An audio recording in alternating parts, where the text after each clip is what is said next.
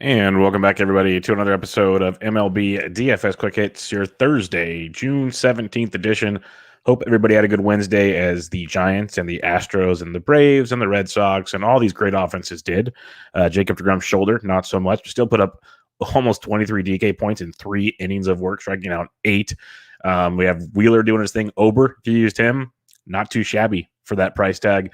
So we had some good things going for us, a couple slip-ups here and there, but overall pretty solid nights. The Slack chat has a heater going on as we are recording this, a potential nice night for one Dyer work in his 20 max competition. So come join us in the free Slack chat if you'd like. Just give me your email address. We'll get you there. Just hit me up on Twitter at BDintric with that email address, and I'll take care of you. If you can give a rate and review on the podcast on iTunes, I truly appreciate it. It helps the podcast out a lot. Also, if you're in a season-long fantasy baseball, go check out Bench with Bubba. Tuesday night, recorded Bubba on the Bat Flip, episode 87. Bench with Bubba, episode 378. Some good stuff there, recapping the week in Fab. And then Thursday night, recording with Brock Ness Monster for some more fantasy baseball goodness. Check all the good stuff out there. Check out my written content at rotoballer.com. Monday, Wednesday, Friday, the premium values article. Tuesdays and Thursdays, the DK picks for free. So go over there, use promo code Bubba if you'd like a discount on the rest of the MLB season. Gets you DFS and season long, all the articles, all the tools, all the good stuff. So get the goods there. All right, we have 8 games to break down for you on Thursday. Should be a fun one. Cubs, Mets, 7.5. Cardinals, Braves, 9. White Sox, Astros, 9. Reds, Padres, 7. Brewers, Rockies, 10. Tigers, Angels, 9. Rays, Mariners, 8.5. I'm going to mix it up tonight. I'm going to go game by game, and then I'll recap my top plays at the end, like my top pitchers and my top stacks at the end. But I'm going to go game by game because there's a lot to kind of some contrarian angles on some of these games. So start off New York at the Toronto Blue Jays. You got King versus Zook. 2 pitchers that usually don't go too deep into games. It's going to be a bullpen game. Like King's gone 5 innings once or twice, but usually they limit him, get into the Yankees bullpen. Zook's making a spot start. You're going to get a lot of bullpen there. So neither pitcher in play. The Yankees bats are really starting to get going. Gary Sanchez is up to $4,800. Went deep again on Wednesday. We've talked about it. He's hitting for average now. He's hitting for power. He's definitely been worth a pay-up spot if you've felt the need to. But you can also go to some other of these Yankee bats. Like, Stanton and Judge are always expensive, but Torres is slowly getting up there. Urshela's still 46. But you got some cheaper guys, Miguel Andujar, Brett Gardner. There is some stuff to like there with the New York Yankees. Maybe Gittins gets another start at first base. But it's pretty much like Stanton, Torres, Urshela. That's been like my way to go. You can sprinkle in some Judges in Stanton if you want. But I mean, Sanchez, Torres, and Urshela to save some money in the back end of that lineup. The Toronto side of it now, King hasn't been bad, and the Yankees bullpen's pretty good. So that makes it tough. It is the Toronto Blue Jays. They're a very good team. But overall, I just want a little bit of the Yankees, or I'm probably passing on this game as a whole. We have a lot of really good spots to attack on this slate. So I don't think forcing the Jays, who we love, who their offense is great. We have some really great spots to target on this slate, even some contrarian spots that I think I'm going to just either get some Yankees love here or you just kind of pass on this game unless you're making a boatload of lineups. So I'm kind of just checking this one off as we get going on this one. Next game on the slate, Chicago Cubs at the New York Mets. We have Kyle Hendricks versus Marcus Strowman. Hendricks is $8,800, and he just, 15 points, 16, 15, 20, 20, 30. So he's, that speaks cash game if you want. 6 or more innings in 5, 6 straight starts, 3 earned runs or less in every start. So he's a quality starts machine, just not a lot of strikeouts. 2, 5, 4, 5, 4. That's his last 5 games. Strikeouts are not there. Thus the high DK points aren't there. And plus 87 pitches, 101, 75, 83, 83. Not throwing a ton of pitches either. So they're going to the pin on him before, I guess, the blowups come. So it's been very, very hard to use as a pitcher. I'm going to pass on him tonight. Marcus Strowman on the flip side at 86, I can definitely buy into. He's been outstanding. 20 or more DK points in 4 of his last 5 starts, 15 or more in 5 straight, 6 or more innings pitched in every start, 1 earned, 0-3, 0-2. He's been that darn good right now. And he has 6 or more Ks in 4 of his last 5 starts. The ground ball to fly ball ratio has been outstanding for Strowman. We knew he was a massive ground ball guy. The concern with Strowman has always been, can he get the strikeouts? Right now, he's getting the strikeouts plus a ton of ground balls. So that has been outstanding. I like Strowman quite a bit at $8,600. Kind of hope he gets overlooked because there's always a group of people that love the Chicago Cubs, and I get it. Bryant's banged up, though. Rizzo can go deep. Baez, Peterson, they have power, no doubt about it. But I'll take Strowman in that ballpark at $8,600. He's definitely one of the pitchers I have circled on this slate. And then the Mets bats are something I'm looking to target. I'm not really on the Cubs bats at all. I like Strowman quite a bit. But the Mets side of things, They are finally getting healthy, and they're starting to score some runs. We're seeing it. I mentioned VR a lot. He's still only $4,100 leading off. He's been a double-digit scoring machine. Great cash game play. Great piece of a Mets stack. Go to Lindor. He's only 41 as well. It's a very, very affordable stack that won't be very high owned because people like Kyle Hendricks. They respect him enough, and I get it. He's been good enough. But if they go off, you'll get a very low-owned Mets stack. So not my top stacks. I got 2 stacks I have circled hard, but the Mets are a nice contrarian one. Like I talked about in the Slack chat, people ask, how do you build your 20 max, this and that? It's slate to slate dependent. Some slates I love, like tonight, 2 stacks really stand out as big, but there's like 4 or 5 stacks I kind of like. So I'll have a lot of the 2 stacks, and then I'll intermingle the rest of them. I'll have some lineups without even the 2 stacks in it and mix and match. That's the beauty of 20 maxes. You can mix and match those good things. But the Mets will be one of those that I'll have like, they'll probably be like my 3rd or 4th, maybe 5th stack on my list. I'll definitely have some of VR, Lindor. Love Dom Smith at $3,800. Went deep again on Wednesday night. I talked about him on Wednesday's show. Really big play there with Dom Smith. So the Mets are cheaper than they have been the last few days because of the Hendricks pitching. Plus, I think they come in lower owned. It's a definite contrarian angle to look at on this slate with the New York Mets. But here's one of my stacks. If you've listened long enough, you know what we're doing. And it's a shame because John Gant has been pitching on the weekends lately. So you haven't got to hear my enjoyment of watching him get his S pushed in. It's been so good because it's been happening and we've been preaching it, and it's been happening time and time and time again. And I hate to break it to people, it's happening again on Thursday. So stack the snot out of the Atlanta Braves against John Gant. Now, Charlie Morton, $7,200. If you want a cheap play with Morton, you can. I don't go there, though. He's got strikeout upside. Yes, he's also gives up a ton of runs.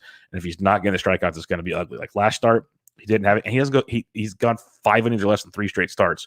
So you can go there if you're super desperate. I don't think you're going to be this desperate for Charlie Morton. There's enough value bats to save money. There's a couple cheap pitchers you can work with. So I'm not on Charlie Morton right now. If you want to get crazy in a tournament, I get it. I'm not on Chucky. What I am on are the Atlanta Braves bats against John Gant. Pay for Ronald Acuna. Worth every penny. Freddy Freeman went deep again on Wednesday. The quietest 16 home runs I have seen hit, because I saw his home run. I looked at his stats. I'm like, oh my goodness. It seems like he's done nothing this year because he's hitting 240. He's got like 39 RBIs, but it's not his fault. Ronald Acuna drives everybody in front of him. He has 16 home runs. That's like legit good. Like Tatis hit his 21st on Wednesday, and everyone's raving about Tatis because he's freaking awesome. There's no doubt about it. But the defending National League MVP has 16 home runs, and it's just like, yeah, Freeman sucks this year. But he doesn't. He doesn't. Like 243 average, that's probably better than the MLB average right now. So Freeman's $5,100. You got Acuna at 61, both really solid plays. And then you mix in the Albies, the Rileys, the stack that like Swanson went deep on Wednesday. He's only 38 on Thursday. One thing to look at as well when you're looking at the Atlanta Braves, I believe it was Guillermo Heredia. I could be wrong. It might have been Heredia. I believe it was Heredia. He was betting cleanup on Wednesday for the Atlanta Braves, and he was very productive. So there's a lot to like. Heredia's only 2,500 on DK. So you can get a massive DK stack. You can pay for your Acuna at 61. You can pay for your Freeman at 51, and then get your value with Albies, with Swanson, with Riley, with Heredia. See what the lineup looks like. I want a 5-man stack of the Atlanta Braves, and I want Acuna and Freeman. I want to pay for them because I think at least Acuna is going deep, if not both. I think a massive night's coming. Give me the Atlanta Braves. I will live and die with this one. I'm fine with it. We've talked about it time and time again with John Gant. If you've continued to do it, you guys made all the money the last 3 starts or so with Gant. We're going to continue to do it until he's DFA'd like every horrible pitcher should be. So give me some more Atlanta Braves. Chicago White Sox, Houston Astros in this one. You got Dylan Cease, Jose Urquidy, Cease $9,500 on DK. Cease is good pitcher, super inconsistent. So if you want to get super YOLO, sure. I'm not going to go there. I am in love with his Houston offense right now. They are hitting everything, and we'll get to them in just a second. Jose Urquidy on the flip side is $7,900, and he has been very, very good of late. 6 innings or more in 3 of his last. It's like boomer bust. He's got 6 innings or more in 3 of his last 5 starts. He's got 8 Ks or more in 2 of his last 3 starts. He's got 15 or more DK points in 4 of his last 5, 22 or more in 2 of his last 3. He can get lit up. He got lit up by Toronto in Toronto. Kind of let that one pass. But he's pitched very, very well other than that. And he's going up against the Chicago White Sox team over the last few weeks, striking out 24% of the time versus right-handed pitching with a 247 average and a 156 ISO against. So I like Urquidy as a value SP2 at 7,900. But more importantly, Houston. Bregman left the game with a quad injury. I'd be shocked if he plays on Thursday. So you can get some value opening up at third base, see what the lineup looks like there. but Altuve double donged after going deep again, I believe, on Tuesday. He's hitting everything. He's worth $5,400 if you can get there. So Altuve's outstanding. You got Correa, you got Gurriel, both good plays. But Jordan Alvarez continues to hit. He's 45. Kyle Tucker missed another game with an illness. Maybe he comes back Thursday, maybe not, but who cares? The big thing here is you got Altuve is expensive, but Brantley is only 37. Chas McCormick went deep twice. I've talked about the back end of this Astros offense is very cheap, very productive, very affordable. McCormick's $3,200 went deep twice. He's probably playing if Tucker is out. So keep him in mind. You also get Miles Straw at 27. He went deep on Wednesday. He's been a machine getting on base, scoring runs, stealing bags. That was his first home run. Don't expect a ton of power from him, but multiple hits, score some runs, steal some bags, super cheap, get you those double-digit points. Lots to like with Miles Straw. So Houston's my number 2 stack behind the Atlanta Braves. Like Houston a lot, but it's something else I've been talking about. Guys are asking questions in the Slack chat.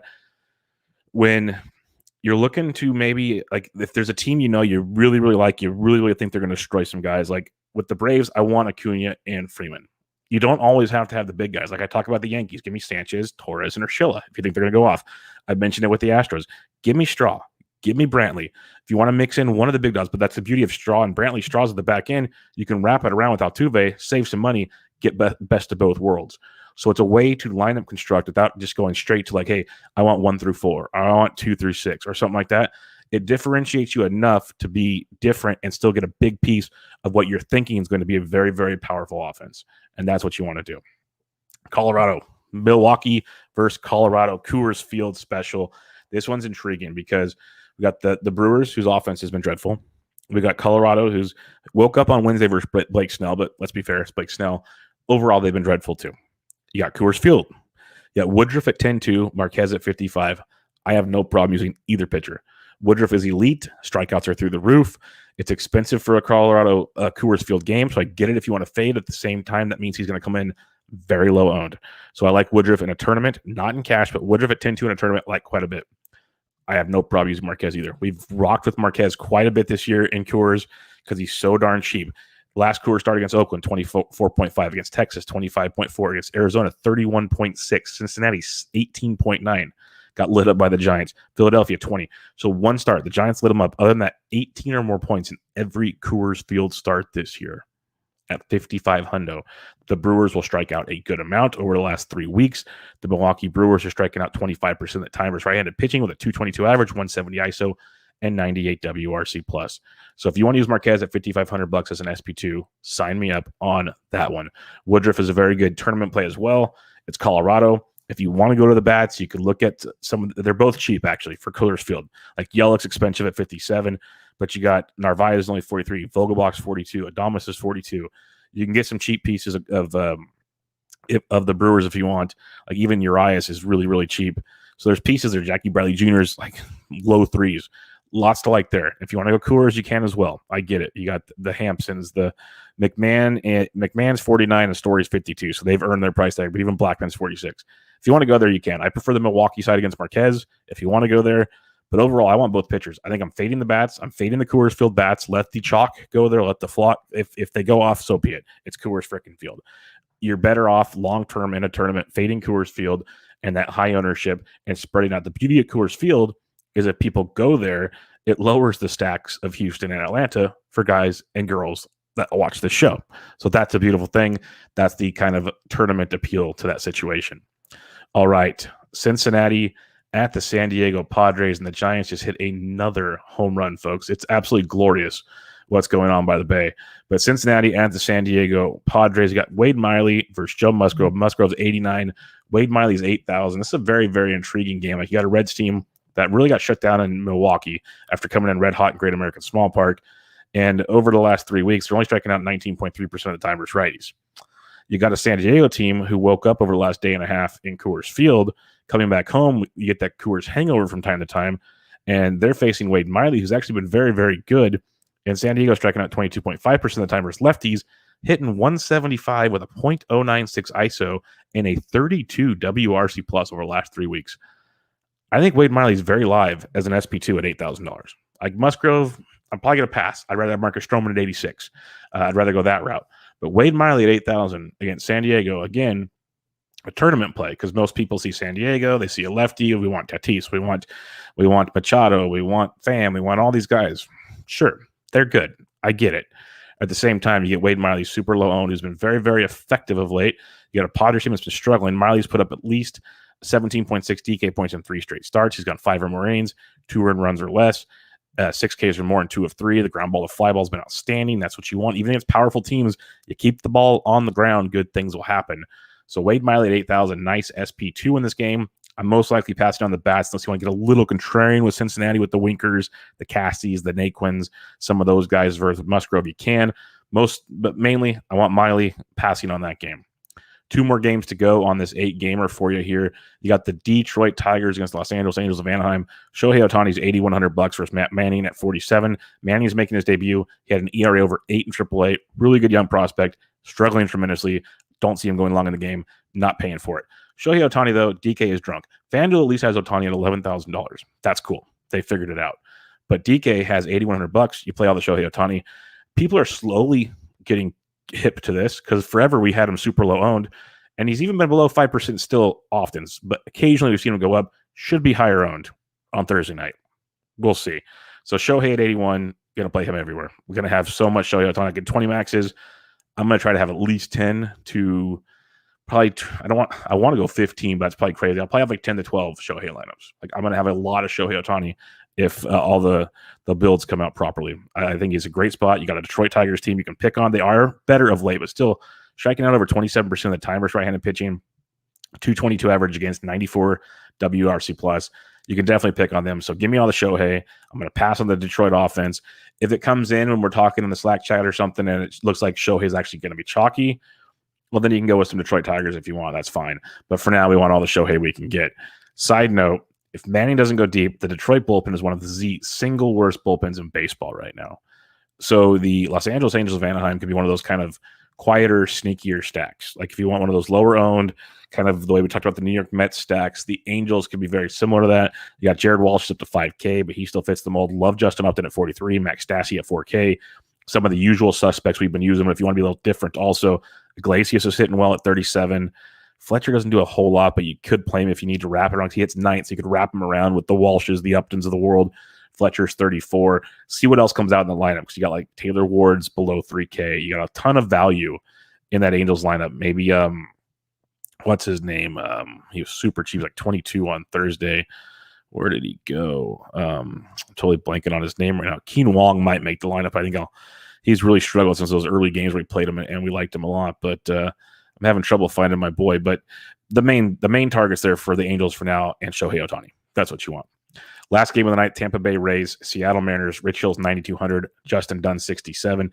Seattle's slowly starting to hit the baseball pretty well. They're getting shut down by Ober, which we talked about, but you do have a Seattle team, still striking out 26% of the time versus lefties over the last few weeks, but a 241 average, 166 ISO, 99 WRC plus. That's still not great, but it's much better than it was. So if you want to go Rich Hill at 92, you can. I'd much rather have him than Dylan Cease. I'd much rather have him than Joe Musgrove. But it's also an inconsistency thing when the ceiling's not great, like 19.5, 16.3. Did have a 35, but then 19.9. Did have a 32, 18.5. You're paying over 9K. You want that like 25 plus. You want to like lock in that big 20 plus point performance. He hasn't really been there. If you want to go to him in a tournament, you can. I think there's other options on the slate we'll go to. Justin Dunn, I'll pass on. I like the kid's talent. Super inconsistent right now. Very, very tough to deal with. Tampa Bay bats are in play against Justin Dunn if you so choose. It's a Tampa Bay team. They're striking out 30% of the time for trying to pitching, but they are hitting 243, 167 ISO, 110 WRC plus. You can go to Tampa Bay if you want. I'm going to pass. I think Seattle's a sneaky one if you're not using Rich Hill, because you got Crawford, you got Haniger back in the lineup on Wednesday, you got Ty France. I don't even mind Jake Fraley against the lefty. So there's some options there with Seattle. If you want to be different, that's fine. More than likely, I'm just going to pass on this game. That's where I'm looking. So recapping things for you. Woodruff at 10-2, I think, is a very, very solid tournament play in Coors Field. Hopefully comes in low owned. Marcus Strowman at 86. I like him a lot against the Chicago Cubs. Shohei Ohtani, going to use him everywhere. My top pitcher on the slate.